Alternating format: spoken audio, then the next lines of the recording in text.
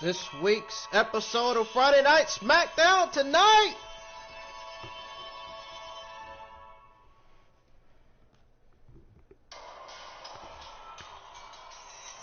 Wasn't a good show. Wasn't the greatest show. In fact, this week's episode of Smackdown was okay. Now, the only best memorable thing on the show was Big E versus Apollo Crews for the Intercontinental Championship, and Roman Reigns versus Daniel Bryan for the Universal Championship in the ending. Those are the three best memorable things on the show. Everything else on the show is just straight up god awful. I don't care what the negative geeks in the community have to say about it. I really don't. Plus, I have your news on Daniel Bryan and your news on AEW reportedly getting close to signing Tessa Blanchard and Daga. We're going to talk about that. We're going to go over all of that. Plus, your news on WWE starting tour again before AEW. We're going to talk about everything. We're going to go over everything that went down on this week's Smackdown. Right here on my England Wrestling News and Gaming YouTube channel.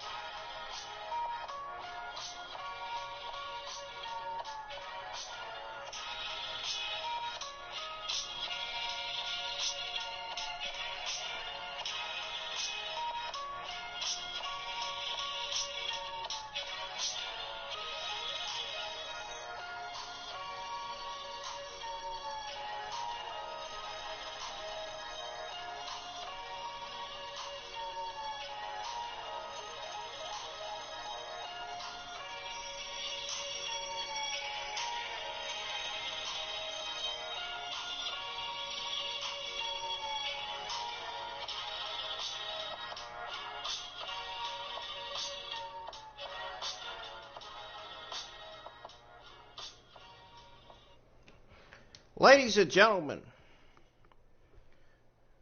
welcome back to the channel. I am your host, your narrator, IWN's very own Brennan, here live with your April 30th, 2021 Smackdown review.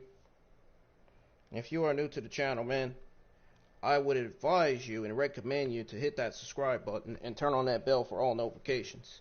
Channel this year. If you haven't checked out my previous wrestling and gaming content that's on my channel now, this year, please go check that out. And if you missed my AEW Dynamite review and my NXT UK review and my NXT review. If you missed all those reviews, please go check them out. They're in the uploads on my YouTube channel. So all you have to do is go to my YouTube channel and you'll see them all in the uploads. Follow me on Twitter at England Wrestling. Follow me on Twitch at England Wrestling News. Still have yet to receive any follows from people on Twitch yet. I don't know why. Oh well, that's what it is. I do better on YouTube than I do on Twitch anyway, so I ain't worried about it.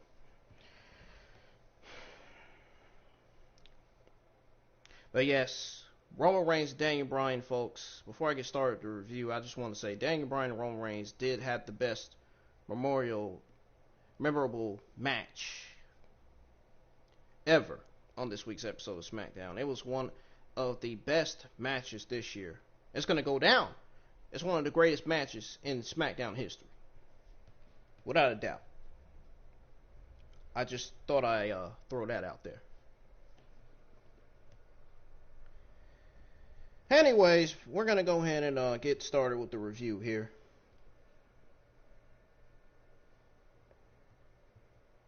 So, SmackDown begins with a video package promoting the Roman Reigns versus Daniel Bryan main event, with Michael Cole calling it possible the biggest main event in SmackDown history. It was. Ain't it obvious? Live in the Thunderdome, Michael Cole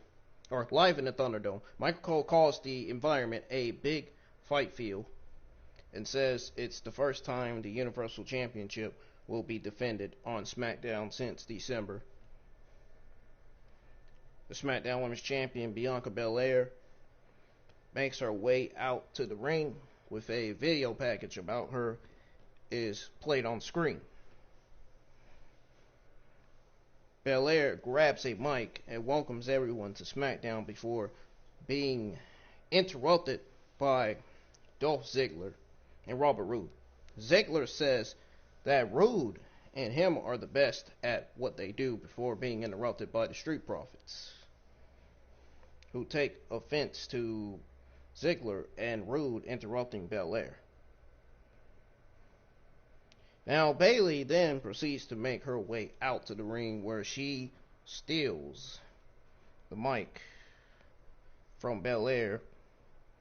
Bayley starts laughing uncontrollably before being slapped across the face by Baszler. A brawl breaks out, all 6 wrestlers, as commentary acknowledges an upcoming tag match with all 6 wrestlers. So we got a commercial break, and that's when the 6-person tag match had started. Now, my thoughts on the opening, this is going to shock a lot of you in here right now. And there's nobody in here, but oh well, who cares? Oh well. The fact that there's nobody in here, the review must continue as told. As proceeded. So, anyways, folks, my thoughts on the opening segment, man. To be honest, you're going to be shocked when I say this, when I give you my analyst thoughts on the opening segment. You're going to be shocked when you hear this. Honestly, folks, this was one of the worst openings I've ever witnessed as a fan on this week's episode of SmackDown. This was about as uninspired and lazily booked a show open as there has ever been, folks. So let me tell you this again. This was about as uninspired and lazily booked a show open as there has ever been. Do I stutter? No. This opening was awful. It was a string of interruptions before Bayley's insisted laughing, with no furthering of either feud but a multi-person tag team match. Really? Are you fucking serious? Is that all you can come up with? Is a 6-person tag match?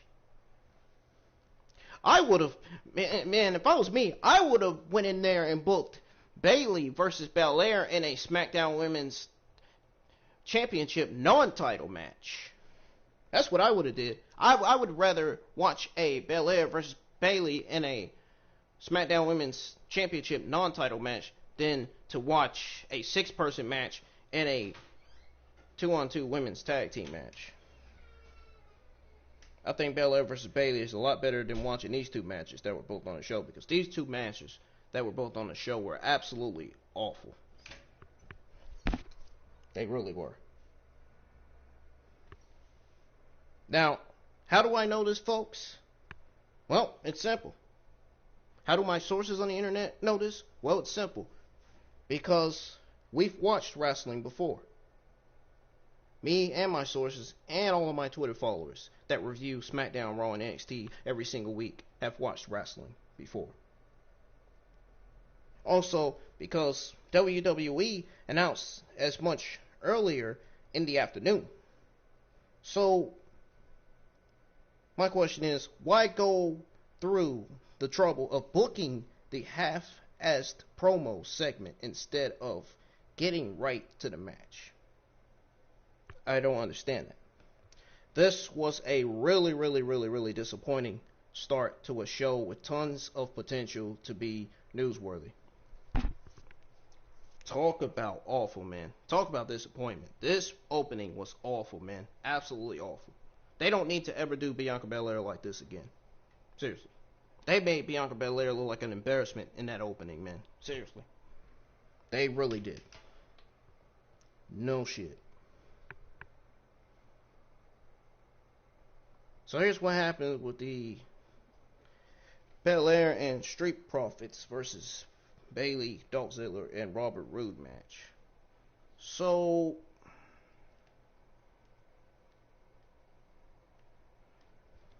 Bayley and Belair, they start off the match as they go back in the air. Bayley avoids a slam from Belair and hits Belair with a lariat. Bayley dodges a dropkick attempt from Belair. Bayley runs out of the corner where Belair is able to hit a dropkick. Now Ziggler and Dawkins are tagged in. Dawkins connects with a shoulder tackle and tags in forward for the double team.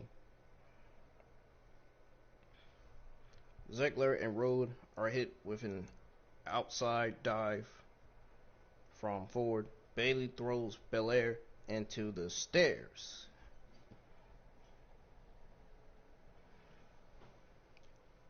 In the ring, Dolph Ziggler hits Ford with a super kick that causes Ford to roll outside. Ziggler gets Ford back in the ring and tags Roode in. So we got a slam and a cover from Roode, leads to a 2 count. Bayley, I can't even talk right tonight.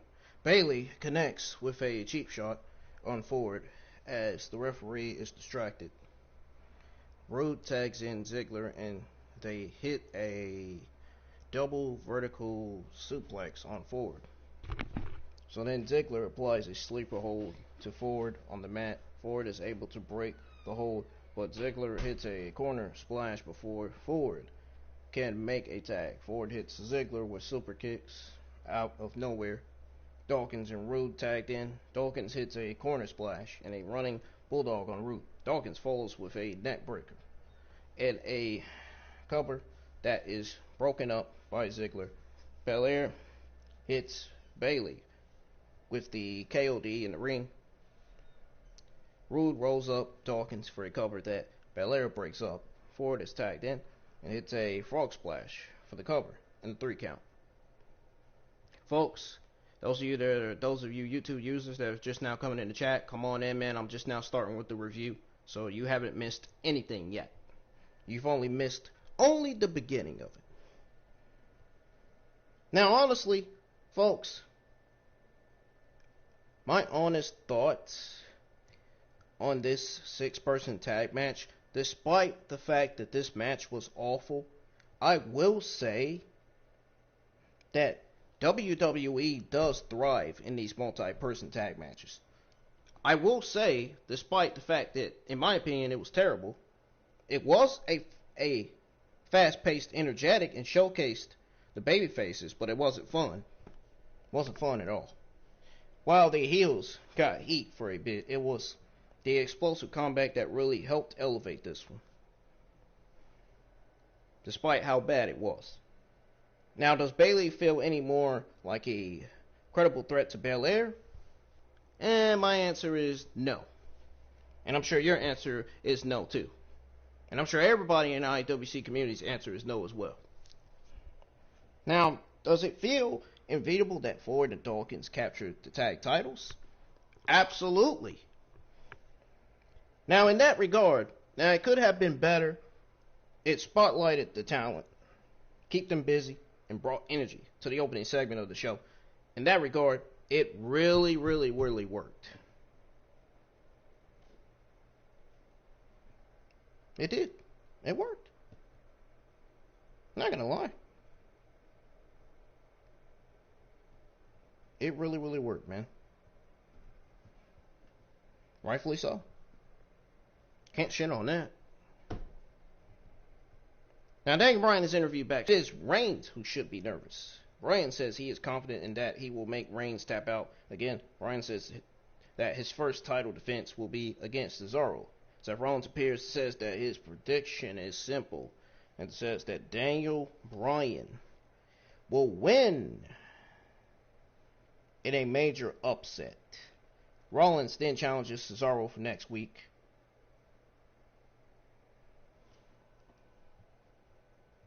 So then we got a commercial break. Women's Tag Team Champions Nia Jax and Shayna Baszler are interviewed backstage, and Jax says they're tired of being disrespected before Natalya and Tamina attack them backstage. So we got Natalya and Tamina versus Nia Jax and Shayna Baszler, which this was one of the almost worst fucking women's tag team matches I've ever watched as a fan on this week's episode of Smackdown. This had me, when I saw this match, I immediately bent my head down and just kept on looking at my phone and did not even watch. I didn't even bother watching this fucking god-awful women's tag team non-title match. I didn't even bother watching it. It was freaking awful. When I mean it was awful, it is as awful as a Nintendo 64 graphics. That's how awful this match was. My God, was this match so garbage, man. I couldn't stand watching it, dude. When I see Natalya, Tamina, and Natalya, Tamina, and Nia Jax on my TV, I immediately feel like picking up that DirecTV remote and just click, click, click, change the channel. I mean, why would you want to watch these three women in the ring? They're awful. Their wrestling skills are complete trash. I don't know why anybody would want to watch these three wrestle in the ring. Other than Shayna Baszler. Shayna Baszler is better than all three women combined. I don't even know why Shayna Baszler is still paired up with Nia Jax. They need to get Shayna Baszler the hell away from Nia Jax. I've been saying this. I've been pushing this issue for months and months. They need to get her away from Nia Jax. Nia Jax is absolutely making Shayna Baszler look like a complete embarrassment. I've been saying this for months and months and months. And they still won't get Shayna Baszler away from Nia Jax. When are we going to see this happen, man? When? Because when it happens, I will be so excited and I'm going to celebrate. Then we can hopefully see Shayna Baszler get back to her submission, get back to her, thing of being a singles competitor. We can hopefully see Shayna Baszler get back to dominating, get back to being that submission magician that she always used to be. You know what I mean? So,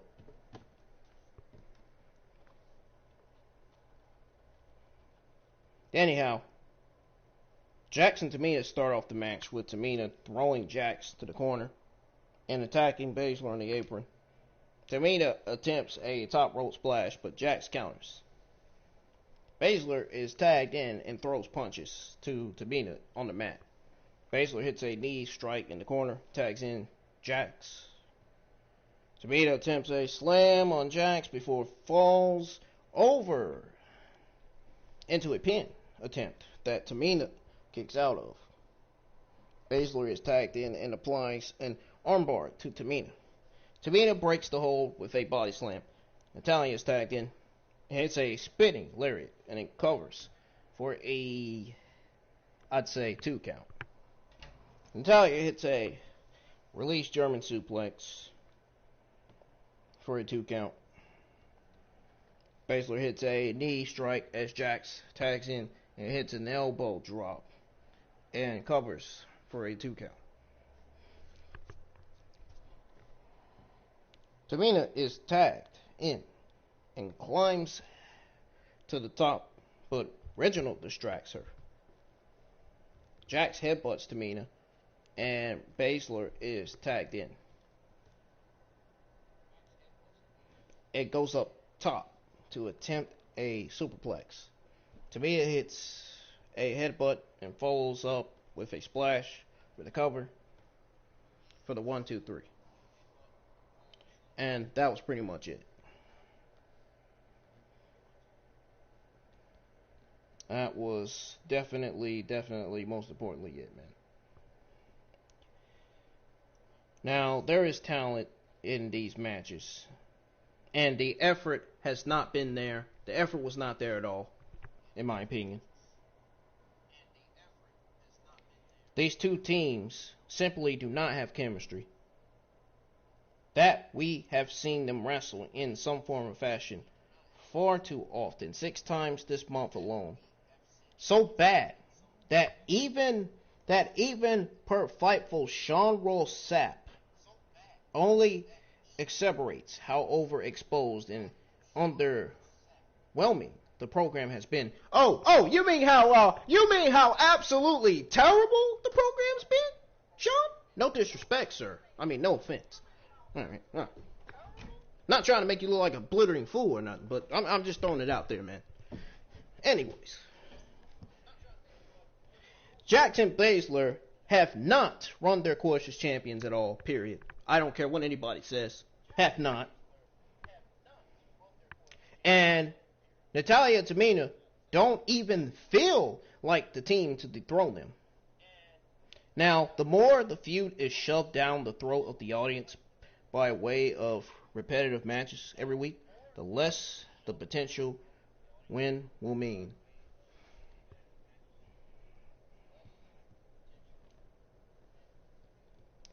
Now, Booker T is shown on screen saying that he predicts Roman Reigns to win tonight.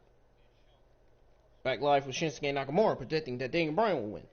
Rey and Dominic Mysterio are interviewed backstage. Dominic says that he viewed Rey as a superhero and that wrestling with him feels like he's in a comic book. A video package about Aleister Black is shown. Black, again reading from his Tales of the Dark Father book. He tells the story of based on a foundation of lies, and that his father told him the dark truth and that he could save you, but he won't. Big E is interviewed backstage. He says that tonight he's going to get his baby back. He's going to get his baby back and guarantees that tonight he becomes the 3-time Intercontinental Championship. Now, here is where the good stuff comes in. Here is where the 2 best memorable matches, in my opinion, comes into play here.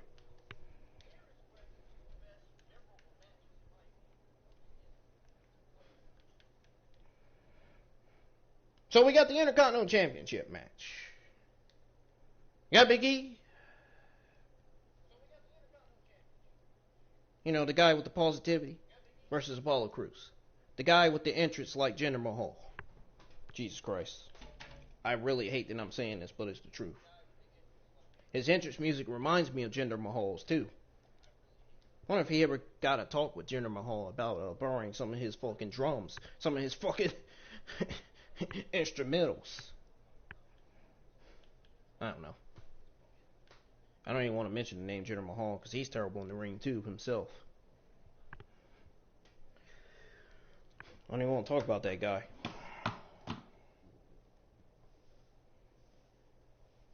So anyways, so the match begins with a lockup. Cruz brings Big E to the corner. Big E breaks out of a wrist lock with a hip toss. Big E puts Cruz into an fundamental stretch and hits a splash over the apron to Cruz and rolls back into the ring for a 2 count. Cruz lifts Big E and drops him off the ropes and hits him with a lariat. Cruz hits Big E with a suplex on the outside of the ring. Got a commercial break. Back live with Cruz taking control, throwing punches to Big E on the mat. Big E Irish whips Cruz to the corner. Cruz catches Big E with a slam, and Cruz knocks Big E to the outside. And Cruz hits a moonsault outside the ring. Big E plants Cruz with a belly-to-belly and a splash and covers for a 2 count. Cruz escapes the big ending attempt and hits a big boot and covers for a 2 count. Cruz hits a corner splash and Big E catches Cruz in midair as Cruz attempted a second corner splash. Cruz hits a knee on the apron and lifts Big E and slams him to the apron. Cruz hits a frog splash and covers for a 2 count. Big E rolls up Cruz for a 2 count. And Big E hits the big ending. And Commander Aziz breaks up the cover for a disqualification. After the bell, Kevin Owens runs out to attack Commander Aziz. Aziz attempts a Nigerian nail, but Big E stops him. A brawl breaks out with the 4 before Sami Zayn runs in and hits the Haluva kick. Zayn stares at the title belt for a moment before eventually handing it to Cruz. Commander Aziz hits the Nigerian nail on Zayn as Cruz stands tall as Intercontinental Champion. Commercial break. Back live with Cesaro saying he accepts the challenge from Seth Rollins and that he predicts Daniel Bryan to win tonight and for himself to beat Daniel Bryan at WrestleMania Backlash. Now, my thoughts on Big E versus Apollo Crews. I wasn't going to forget to give you my honest thoughts on Big E versus Crews. Big E and Crews had a perfectly acceptable match, in my full opinion. I never said this match was awful or nothing. I never said that. So don't listen to some of the negative people in the community that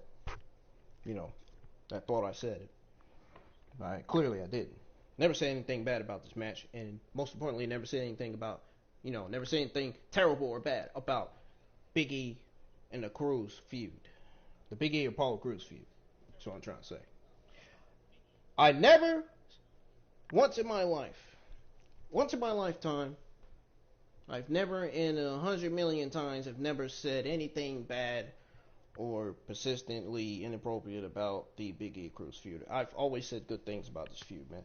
This is also one of the best feuds on SmackDown right now. One of these best feuds. Daniel Bryan and Roman Reigns is another one. Just thought I'd catch that side, throw that one out there, too.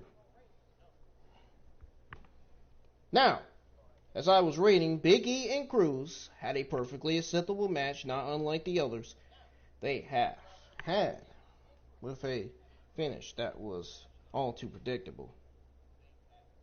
Now, as I was about to say, Aziz is clearly meant to be the heater for Cruz, but his presence ensures cheap finishes that do not justice the match that precedes them. It basically doesn't justify the match that precedes them, and then there's the potential for him to overshadow Cruz eventually. History tells us that will absolutely happen, and sooner rather than later at that.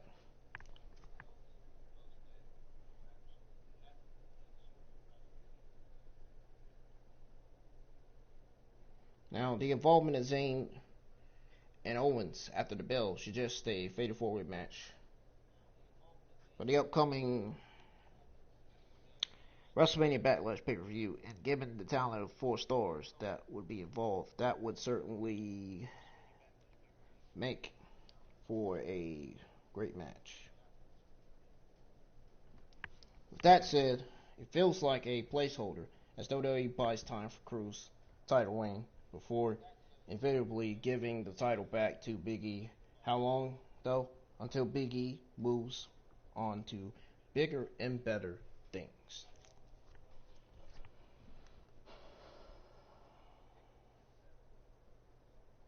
Now, we got a video package showing last week's Smackdown and the events that lead to the Universal Championship match that was shown last night. Paul Heyman in his interview backstage. Heyman says that he is sick of hearing Daniel Bryan's name. Ah, man. Paul Heyman was hilarious, man. Oh, my Smackdown watch along. I don't know if y'all saw, but I had a laugh at Paul Heyman, man, when he said, "No, no, no." That was funny. I'm trying not to be so loud, but it was funny.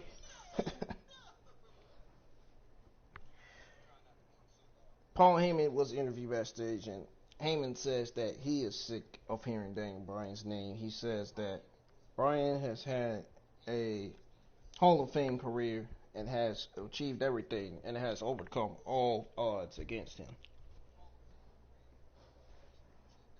Heyman says that the fans are saying that this is Daniel Bryan's night and that Daniel Bryan will not survive the Tribal Chief. Daniel Bryan will not be on SmackDown again. Well, they were damn right about that one. So we got the Universal Championship match after the commercial break. We got the Tribal Chief. I mean, we all know who the real Tribal Chief is. JD from New York, 206. The real Tribal Chief of the IWC community. Not talking about WWE, but I'm talking about community. Community-wise. What I'm talking about. But anyways, the Tribal Chief, Roman Reigns, with Paul Heyman at ringside versus Daniel Bryan. Man,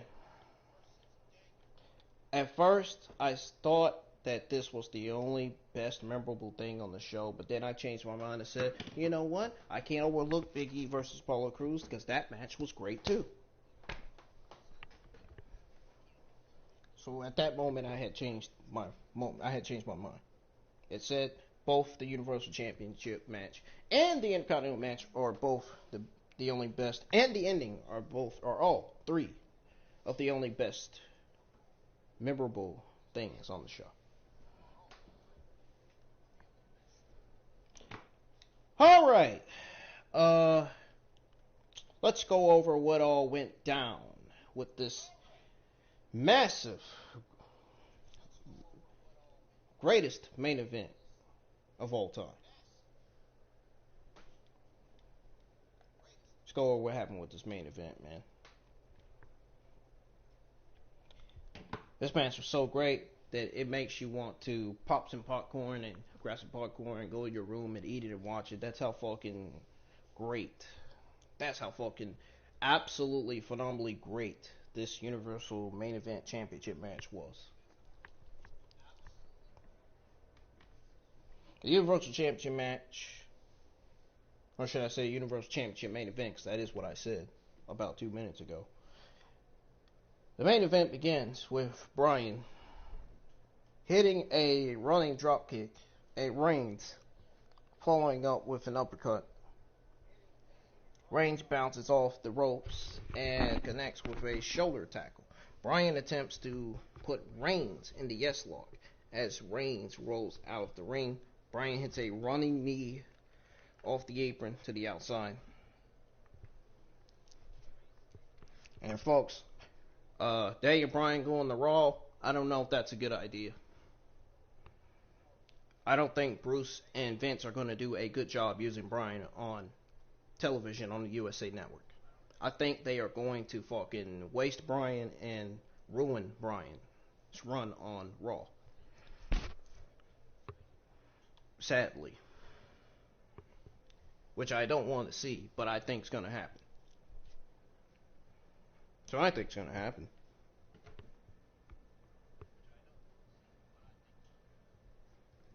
So, commercial break.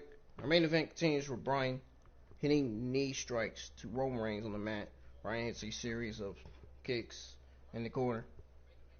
Bryan hits a drop kick to the corner and attempts another one before Reigns counters with a lariat.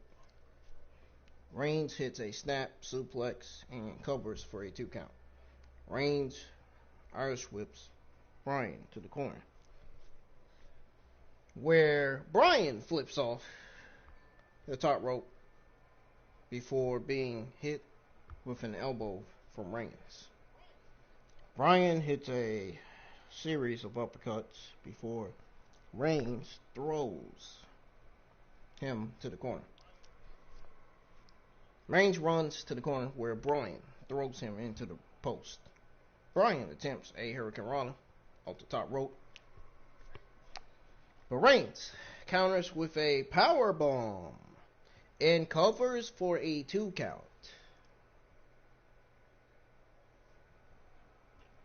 We got a commercial break again.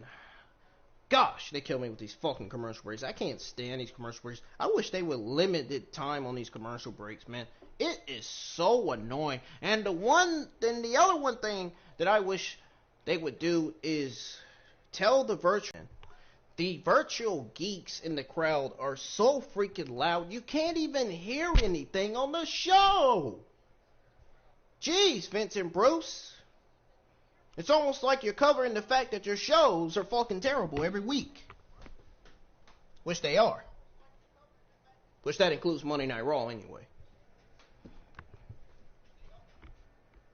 It's almost like you don't want the IWC community to hear what's going on. To hear what Mike Cole and Pat McAfee has to say.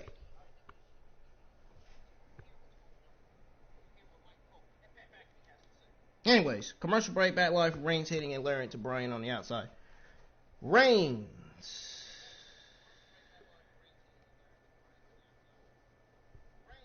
hits an Irish whip. Bryan into the barricade, rolls him into the ring for a 2 count. Reigns hits a series of knee strikes to Bryan down in the corner.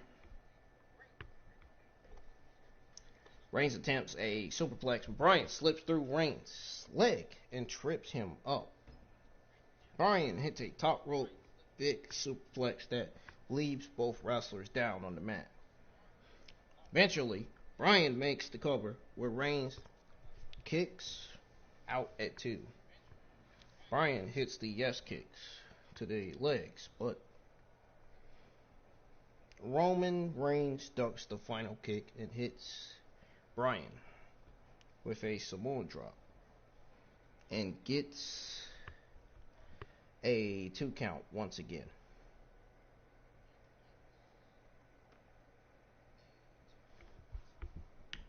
So Reigns attempts the Superman punch, but Bryan counters with a kick. Bryan continues to work on the arm of Reigns. Bryan attempts a dive to the outside, but is caught and slammed to the ground by Reigns. Reigns attempts a spear, but Bryan moves out of the way, causing Reigns to crash through the barricade.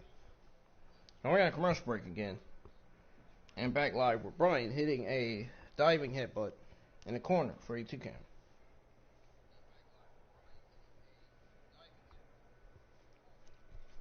So then we got Bryan running out the corner, but is caught by a Superman punch. Reigns attempts a spear, but is, countered with an inside cradle for a 2 count.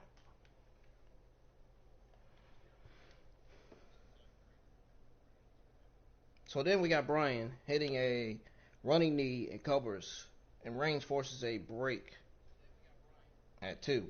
Bryan hits a series of stomps to Reigns on the mat.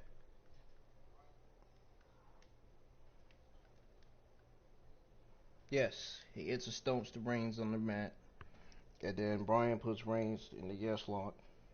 Well, Reigns rolls into a corner, or rolls into a cover. That's what I'm trying to say. That forces Bryan to break the hold. So then we got Reigns hitting the spear and covers for a 2 once again. Reigns attempts a Gallaton submission hold, but Bryan counters it into an armbar before Bryan eventually locks in the yes lock. Reigns tries to roll out of the hold, but Bryan continues the yes lock. Reigns is able to pull Bryan's arms apart. He's able to pull Bryan's arms apart before Bryan eventually locks in the yes lock. He pulls the arm apart to break the hold also. And Reigns immediately throws a series of punches to Bryan. Reigns power bombs Bryan to the mat and throws more punches. And hits a second power bomb.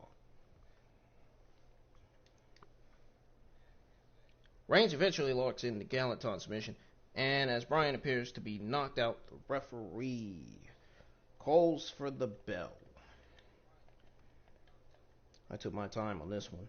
That's how you know this match was great.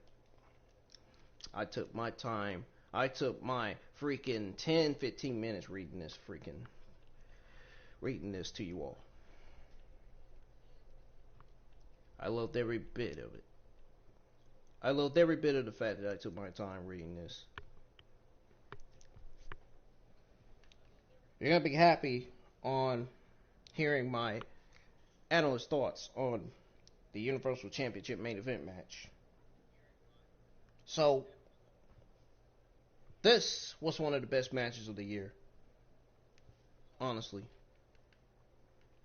This should have been at WrestleMania 37, let's be honest.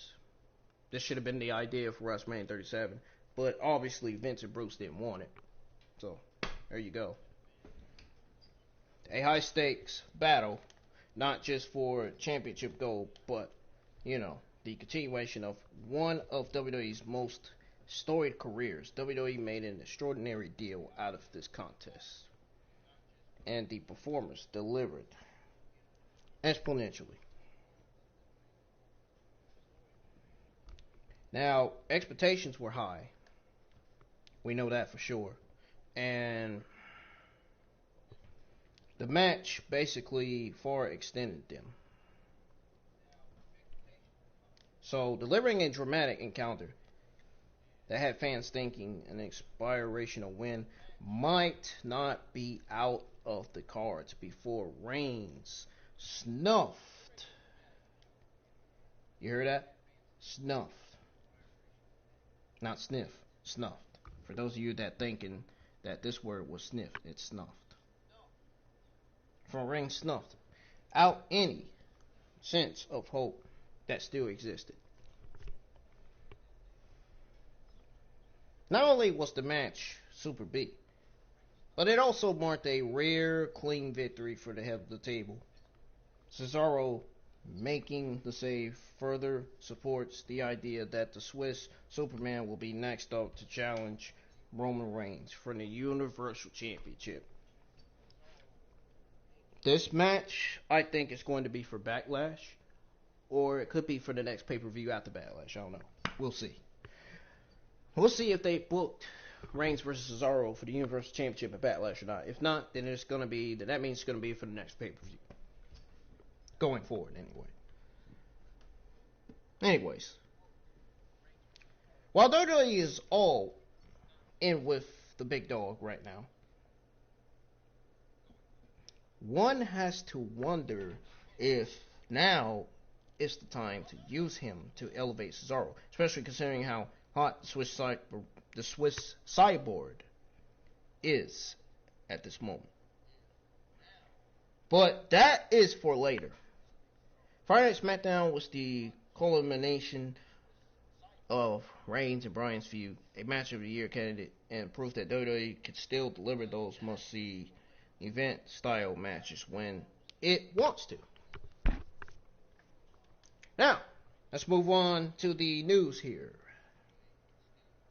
Let's start with the news on WWE announcing a throwback edition of SmackDown for next week. Alright, so it says here that WWE is planning something special next week. But we're not really sure what they have in store just yet. Nobody in the community is sure, not even me. So, Friday SmackDown will hold a special throwback edition next week. The commercial for next week's episode showed some throwback photos. No legends of returning talent was announced. Plenty of fans are hoping that they at least bring back the big SmackDown fist.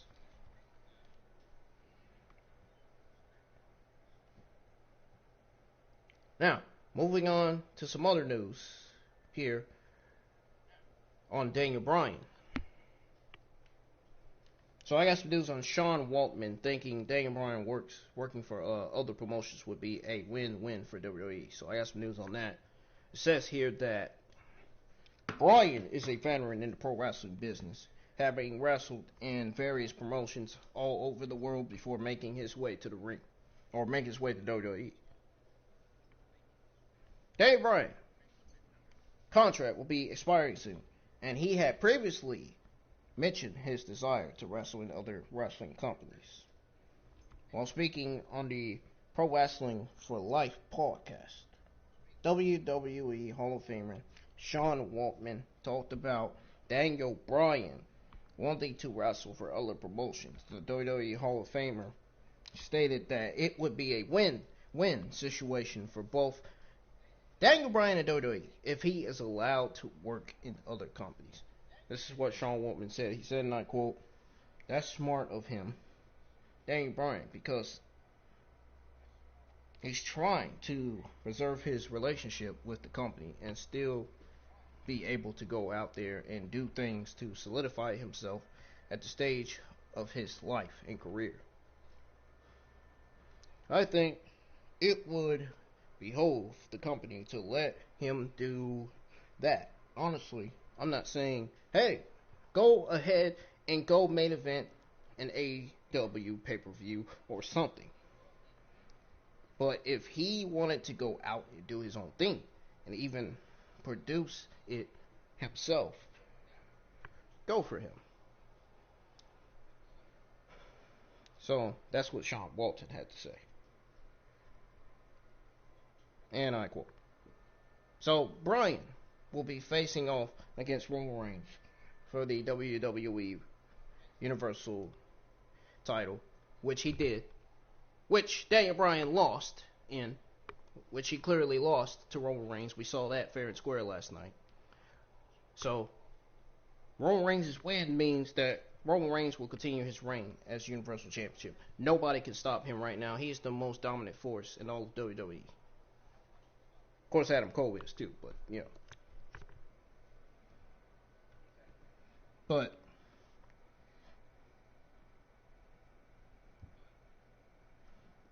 that's going to do it for that. Now, let's go over the news on AEW. Reportedly close to signing Tessa Blanchard and Daga, which I'm not believing. I believe Tessa Blanchard and Daga will be signing with NXT. I just don't see Tessa or Daga signing with AEW. I'm sorry. I know I probably sound like a fucking blithering idiot saying this, but I just don't see it happen. I mean, I'm not a blithering idiot, but, you know. So, it says here that Tessa Blanchard has not made a television return in any capacity since she was released from Impact Wrestling as their world champion. Now, folks, keep in mind that there were news and reports coming out on Tessa Blanchard and Triple H having a conversation on her, signing with NXT previously. Remember that? Now, there were also plenty of allegations about her backstage bullying at the time. And one instance of her using the N-word that left a bad look for many fans. It's still interesting that Tessa Blanchard hasn't appeared anywhere else yet. Now, Daga and Blanchard were married. They were married recently, and it seems that the married couple are talking to the same company, according to SC Scopes. I don't know if that's true or not, but we'll find out. I don't know if that's true. Looking at that freaking mysterious teaser that I saw on this week's NXT, I don't know, man. I don't know. That mysterious teaser that said Diamond Mines, that seems to be the work of Tessa Blanchard, that Vagnet. So it might not be true. I'm just putting it out there for you all, to hear. Now, I give out these news for a reason, folks. You already know, so I ain't got to tell you. But this was according to SE Scopes. I don't know who the fuck those sources are, but I mean, do I really care? No. But anyways, the couple has been talking to AEW for over a month now, and the deal is considered all but signed. So this is what the so-called CE Scopes had to say. They said, and I quote, "One source close to the situation tells us that it's all but a formally until they are signed." So it is interesting that Tessa Blanchard hasn't ended up in another wrestling company yet. We'll have to see if AEW finally locks her into a deal, as my sources, Ringside News, exclusively reported. They're not only my sources, but they're also my good old friends on Twitter. So, there is no moment on WWE's side about bringing in Tessa Blanchard. They are well aware that she is available, but they haven't made an overtune, or should I say, an overtur her way. I guess I felt like saying both words. Oh well. But folks, that is not only going to do it for your SmackDown news, but that is also going to do it for your April the 30th, 2021 SmackDown review, man. If you enjoyed the SmackDown review, please, I would advise you to hit that thumbs up on the stream. If you didn't enjoy this review, hit the thumbs down. Now, I think I did good and okay at the same time. Let me know on Twitter, or let me know in the comments below what you all think I did on this review. Again, let me know in the comments how you all think I did. Thank you for joining me for the review, man. That's going to conclude the review, man. I'm getting out of here.